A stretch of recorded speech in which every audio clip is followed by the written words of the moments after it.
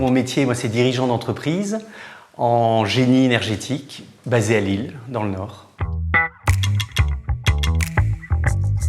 Alors, au sein de notre entreprise, nous avons recruté plus d'une dizaine d'apprentis et c'est quand même le rôle du dirigeant d'intégrer ces jeunes sur le marché du travail.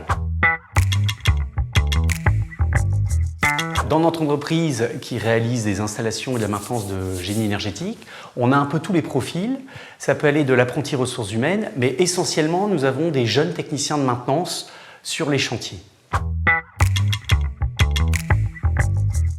Nous recrutons les apprentis vraiment sur la base du savoir-être.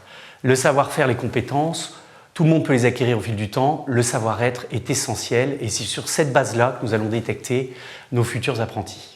Pour recruter les apprentis, nous avons mis en place dans notre entreprise une sorte d'académie qui est un partenariat avec un organisme local de formation et nous avons pu nous-mêmes développer un cycle de formation sur lequel nous basons et en sortie, ils peuvent intégrer notre entreprise.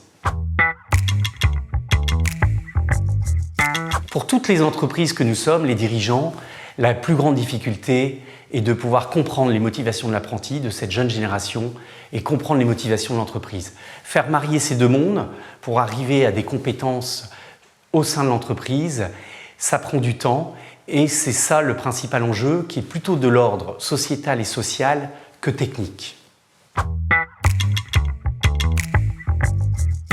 Recourir à l'apprentissage, c'est un bénéfice énorme pour l'entreprise. Les coûts sont extrêmement réduits, la souplesse nous permet d'arrêter si un apprenti ne va pas, mais également préparer l'apprenti à un futur employé de l'entreprise et le roder aux méthodes de l'entreprise. Donc c'est un peu comme des fiançailles qui peuvent aboutir sur un mariage. Sans trop de risques pour l'entreprise, sans trop de risques pour l'apprenti.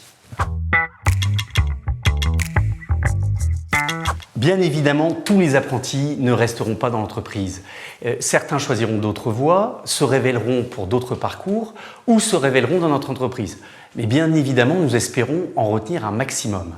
Ça fait partie de toute cette période d'apprentissage, le test and learn, et on espère le gagnant-gagnant. Pour développer l'apprentissage, qui est vraiment un moteur important dans nos entreprises, en actuelle pénurie, il faut absolument promouvoir nos métiers de l'entreprise, les rendre sexy et les attirer. En quelques mots, comme aujourd'hui, il faut faire du marketing dans notre entreprise, leur donner envie de venir dans nos entreprises.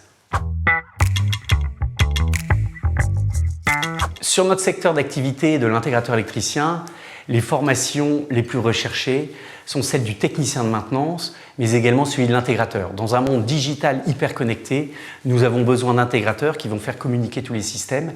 Et c'est cela la véritable richesse demain pour nos entreprises.